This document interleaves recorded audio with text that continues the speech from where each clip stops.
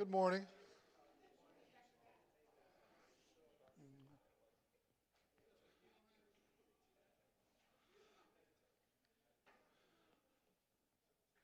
This week, this week and next, I want to look at a little short topic on how the Old Testament uses the New Testament, or how the New Testament uses the Old Testament, actually. Harder to do the other way. Of course, there are many, many examples, so we'll just do a couple of noteworthy examples. And, oftentimes, if you are reading in a study Bible, you'll see something that's set in a different font indicating it's a quote or something, and maybe in the margin there's a reference to something in the Old Testament. But unless you really take time to stop and follow all that, it's not clear what's happening sometimes. How is this being quoted? Not everything is even a direct quote. Sometimes just a little allusion to a phrase might happen in the New Testament that harks back to the Old Testament. But often, if you do stop and look at both the New Testament context and the Old Testament context, there can be a little gold mine of deeper understanding that you come upon that you wouldn't catch just by devotional reading, just by reading on through the passage. Quite often, the New Testament authors and Jesus, when he was speaking orally, assumed that their audience knew a lot of Old Testament and would recognize references.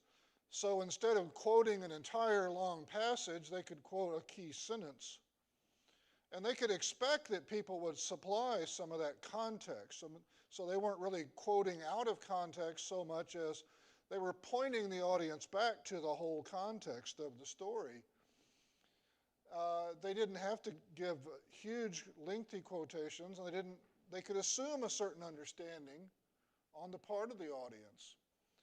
But we tend to need to go look at the context a little more. We haven't been memorizing passages from throughout the Old Testament the way a lot of these Jews had done.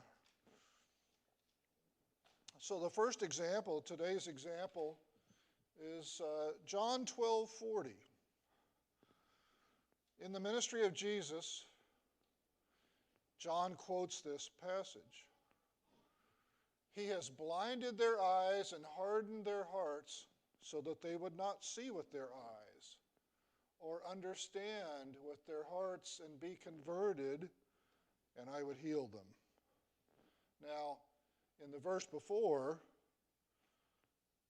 John prefaces this by saying this is from the prophet Isaiah. But this brings to mind a lot of questions when you're reading. I mean, does God harden people's hearts so that they won't listen to him? Why on earth would he do that? Right? What was God saying to Isaiah in context back there in Isaiah? And how does this quote from Isaiah apply to Jesus and his ministry? And why would God do this to people in Jesus' ministry? So we have to look at the context not only in John 12, but look first at the context in Isaiah chapter 6, because he's quoting from Isaiah chapter 6. But in order to really understand that, let's just look at kind of an outline of everything leading up to Isaiah chapter 6. In chapter 1, Isaiah is told God's people have rebelled. They've abandoned God. They've turned away from God. And then they're told, cleanse yourselves. Stop doing evil. Now, this is not a message of predetermination of their actions by God. This is language of free will. They made these choices. They turned away from God. And that's why Isaiah is being called as a prophet, to talk to them. Because at the beginning of Isaiah, the northern kingdoms are about to be carried off into Assyrian captivity right at that time. And Isaiah's job, though, is really to preach to the southern kingdom of Judah, don't let the same thing happen to you. Because by this point, it's too late for the northern kingdom. They've had prophet after prophet sent to them. They've not listened. Their judgment has already been decreed and it's starting to happen. So Isaiah is being told, go to these rebellious people in Judah and preach to them. Then in chapters 2 through 4, he gets a second message. And this second message is futuristic prophecy about the siege and destruction of Jerusalem, which won't happen until after Isaiah dies, when the Babylonian captivity happens of the southern kingdom. But there's a message of hope in there because there's also this futuristic prophecy about this beautiful rebuilt Zion, this beautiful Jerusalem, and sometime in the future, not specified. So it's not that God's going to leave his people in captivity forever. And then in chapter 5, God says he loved his people, but they couldn't even see his actions among them. So let's just take a look at Isaiah chapter 5 for a minute to set the stage here. This is a message from the Lord that Isaiah presents as a song. I will sing about the one I love, a song about my loved one's vineyard. The one I love had a vineyard on a very fertile hill. He broke up the soil, cleared it of stones, and planted it with the finest vines. He built a tower in the middle of it, and even hewed out a winepress there. He expected it to yield good grapes, but it yielded worthless grapes. So this is from God's perspective, that he gave the people this beautiful land that should have been productive, and it should have brought forth good fruit. But in a spiritual sense, what happened? They brought forth worthless fruit. So now, residents of Jerusalem and men of Judah, please judge between me and my vineyard. What more could I have done for my vineyard than I did? Why, when I expected a yield of good grapes, did it yield worthless grapes? Now I will tell you what I am about to do to my vineyard. I will remove its hedge, and it will be consumed. I will tear down its wall, and it will be trampled. I will make it a wasteland. It will not be pruned or weeded. Thorns and briars will grow up. I will also give orders to the clouds that rain should not fall on it. For the vineyard of the Lord of hosts is the house of Israel and the men of Judah. The plant he delighted in. He looked for justice but saw injustice, for righteousness but heard cries of wretchedness. Woe to those who add house to house and join field to field until there is no more room and you alone are left in the land. In my hearing, Isaiah is speaking now briefly, the Lord of hosts has taken an oath. And here's the next message from the Lord. Indeed, many houses will become desolate, grand and lovely ones, without inhabitants. A 10-acre vineyard will yield only 6 gallons. 10 bushels of seed will yield only 1 bushel. Woe to those who rise early in the morning in pursuit of beer, who linger into the evening inflamed by wine. At their feasts they have lyre, harp, tambourine, flute, and wine. And here's one of the key phrases that occurs a couple of times. They do not perceive the Lord's actions, and they do not see the work of his hands.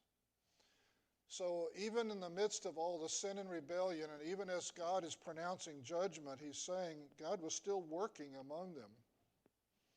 But they couldn't see it. Therefore my people go into exile because they lack knowledge. The dignitaries are starving and the masses are parched with thirst.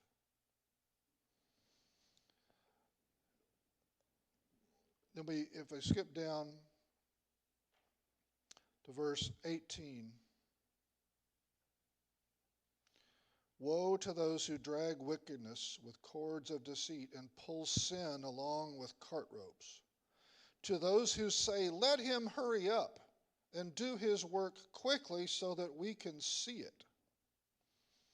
Let the plan of the Holy One of Israel take place so that we can know it. So God has already said, I'm working among you, and you don't even perceive it. You don't even see it. And now he says, woe to those who say, hurry up, God, do something that we can see. He's already done things that they can see, and they don't see it. And that's because of their own hardness of heart. It's not because God has made them so that they can't see. It's because of their own hardness of heart. But then when we get to Isaiah chapter 6, some of the language changes. Now, we're pretty familiar with Isaiah chapter 6 because it begins with that famous vision in which Isaiah has this vision of heaven. In the year that King Uzziah died, I saw the Lord seated on a high and lofty throne, and his robe filled the temple. Seraphim were standing above him. Each one had 6 wings. With 2 he covered his face, with 2 he covered his feet, and with 2 he flew. And one called to another, Holy, holy, holy is the Lord of hosts. His glory fills the whole earth. The foundations of the doorways shook at the sound of their voices, and the temple was filled with smoke. And what was Isaiah's reaction to this vision of heaven? He was convicted of his own unholiness. He responds, woe is me, for I am ruined, because I am a man of unclean lips, and live among a people of unclean lips. And because my eyes have seen the King, the Lord of hosts. Then one of the seraphim flew to me, and in his hand was a glowing coal that he had taken from the altar with tongs. He touched my mouth with it and said, now that this has touched your lips, your wickedness is removed, and your sin is atoned for. Then I heard the voice of the Lord saying, who should I send? Who will go for us? And I said, here I am, send me. And so this was the second calling of Isaiah to be a prophet. But this is a certain number of years after the calling in chapters 1 and 2. Then we get to the verses quoted by John. Verses 9 and 10, and it turns very pessimistic. We've had this beautiful calling of Isaiah, but God replied to Isaiah after he said, here I am, send me, by saying, go, say to these people, keep listening, but do not understand. Keep looking, but do not perceive. Dull the minds of these people, deafen their ears, and blind their eyes. Otherwise, they might see with their eyes and hear with their ears and understand with their minds and turn back and be healed.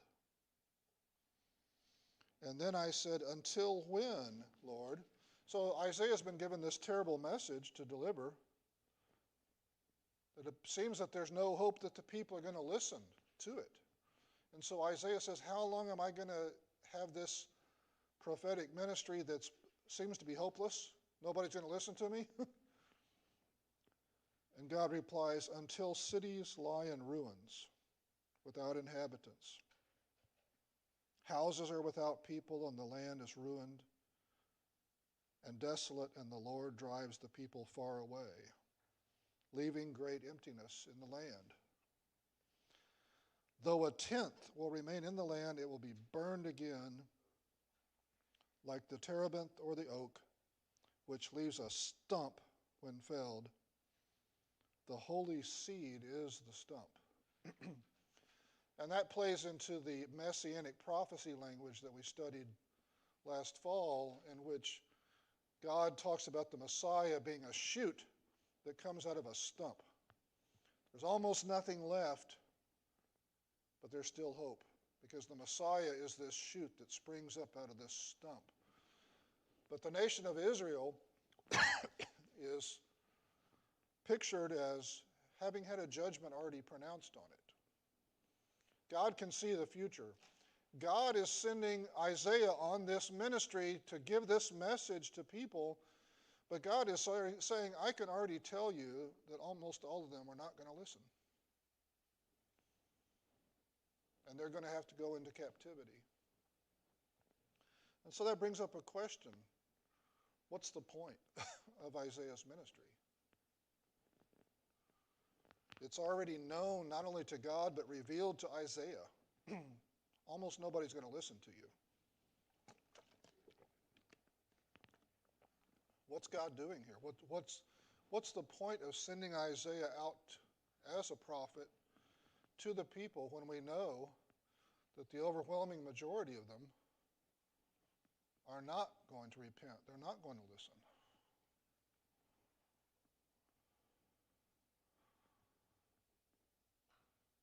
What's accomplished by that? Because this is the language that also gets quoted during Jesus' ministry, so it's going to be interesting to us in that context. But if you think about it, what do we learn from the parable of the lost sheep? That 99 were not lost, but one was, and God is the good shepherd who goes after that sheep.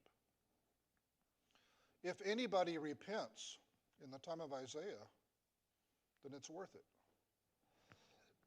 Excuse me. Success doesn't mean that everybody repents. Success doesn't mean everybody accepts the message. Everybody gets a chance to hear the message, even when God can foresee the future and know that most of them won't listen.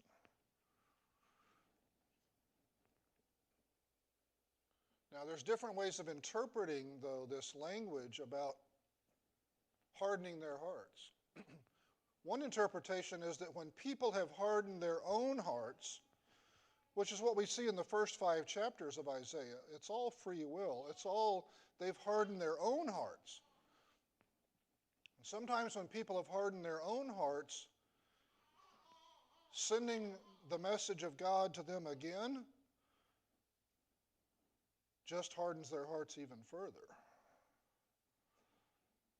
But that's a characteristic of them. And so one way of interpreting it is this is just human nature. People whose hearts are hardened get even harder the more they hear God's message, oftentimes. Not 100% of the people, and the ones who do the opposite, the ones who turn back to God, it's worth it. But quite often, the message of God just further hardens those who are already hardened.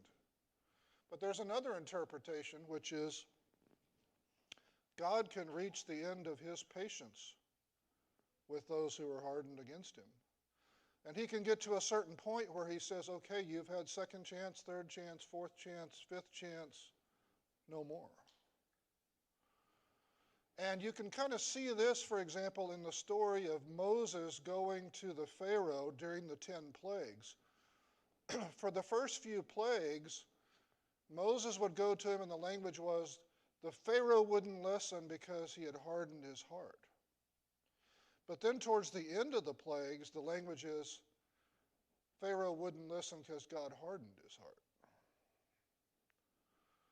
In other words, there's a point that was reached where God said, we're going to do all 10 plagues. There's no more opportunity to relent.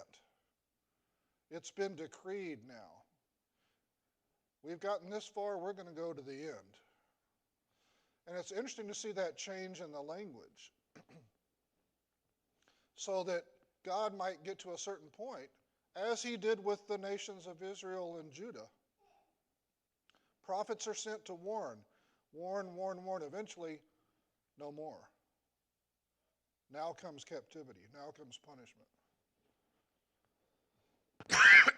And it's important to remember, there's a big difference between eternal punishment and temporal punishment, punishment in this life. What are we talking about in Isaiah? We're not talking about eternal punishment. We're talking about the nation of Israel being punished by being allowed to be carried off into captivity. That's this world punishment. This world punishment always has to have some deadline. Otherwise, in the year 2023, God would still be sending prophets to these people, warning them, one more chance. There's got to be a deadline for earthly consequences. There's got to be a deadline in which God says, I'm going to demonstrate some earthly punishment for you, and it can't be postponed forever. But this is not the same thing as eternal punishment. It never says in the Bible that someone is eternally punished because God hardened their heart. When it talks about God hardening Pharaoh's heart, it's talking about plagues. It's talking about this world punishment, right? It's not talking about his eternal state. His eternal state would be determined by the fact that he was a pagan who didn't believe in God. That's true before the plagues even started. But things that happen in this world and consequences in this world can happen because at a certain point God says enough is enough. Patience has run out, and now I decree, I'm done with you. So now we go back to John, where we had this reference in John 12 to Isaiah, where John, not Jesus, but John said, he's blinded their eyes and hardened their hearts. What's the context? Well, according to verse 37, if we back up, John says, even though he had performed so many signs in their presence, they did not believe in him. But this was to fulfill the word of Isaiah the prophet, who said, Lord, who has believed our message, and who has the arm of the Lord been revealed to? Quoting from a different part of Isaiah, in this case, that talks about the people not listening to the prophet, and saying that Jesus fulfills the same pattern, because that was from a messianic passage in Isaiah. That was actual messianic prophecy that the Lord will be revealed through the Messiah, but who will listen? Implying most people won't. But then is when John quotes this mysterious passage.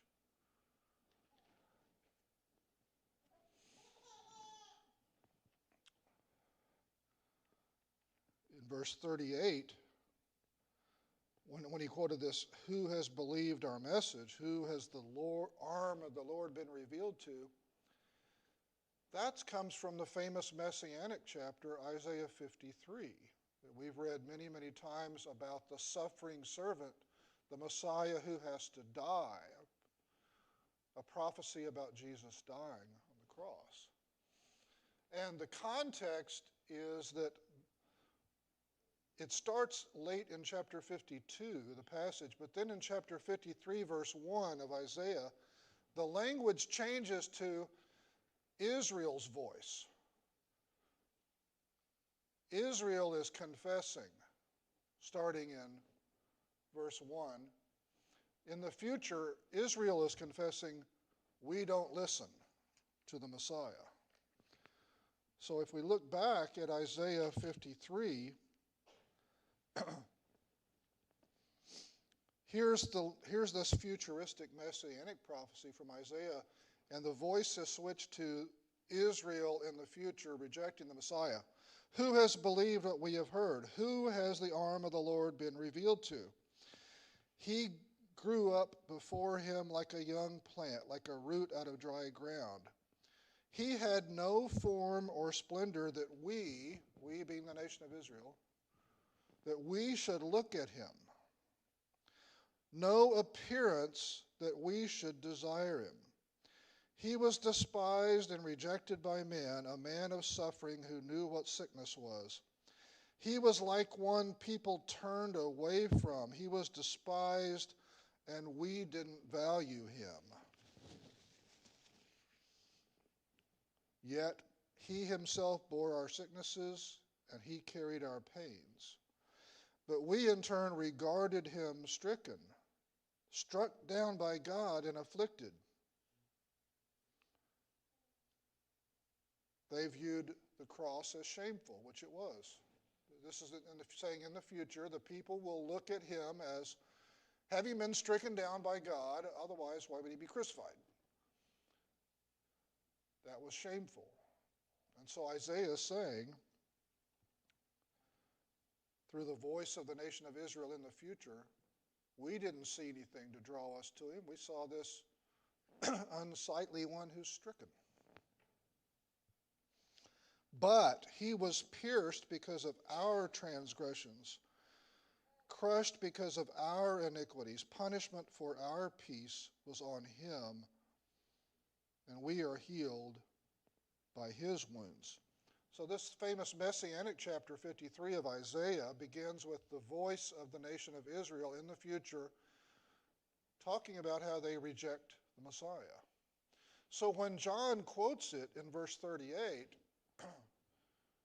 he's saying this is a fulfillment of this prophecy. Jesus goes out and performs these signs among the people, and they still won't listen to him. And John is saying, that's a fulfillment of Isaiah chapter 53.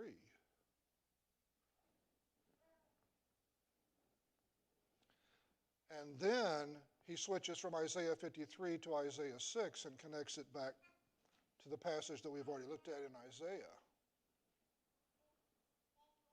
And so how can we interpret this passage in John 12?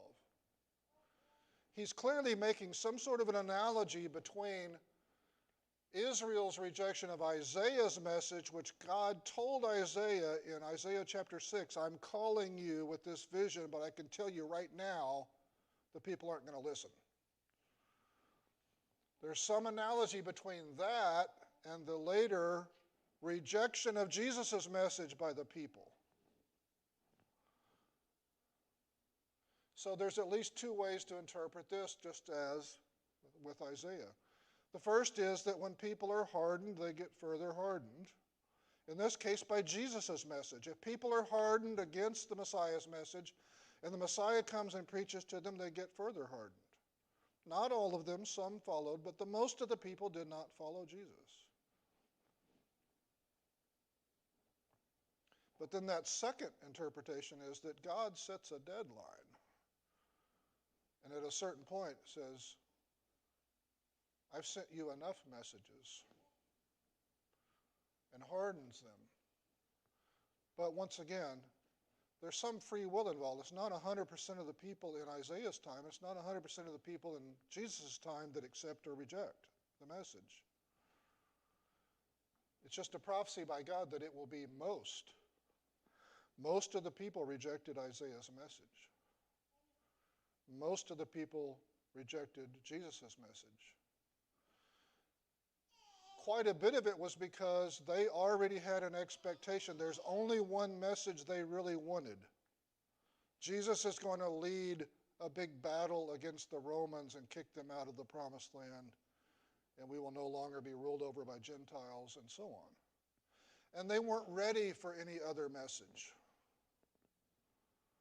That was the only message they were ready for. That's not God prejudicing them against Jesus' message. That's their own prejudice against Jesus' message before he ever came. So when you get into this, once again, this is just one example of how going back and forth between the Old Testament context and the New Testament context provides you a lot more understanding than if you just kind of pass over it. And it's actually kind of hard to pass over, like I said, because what in the world does it mean God hardens people's hearts? Really, it's something we have to stop and think about. Anyway, we'll look at a different example next week.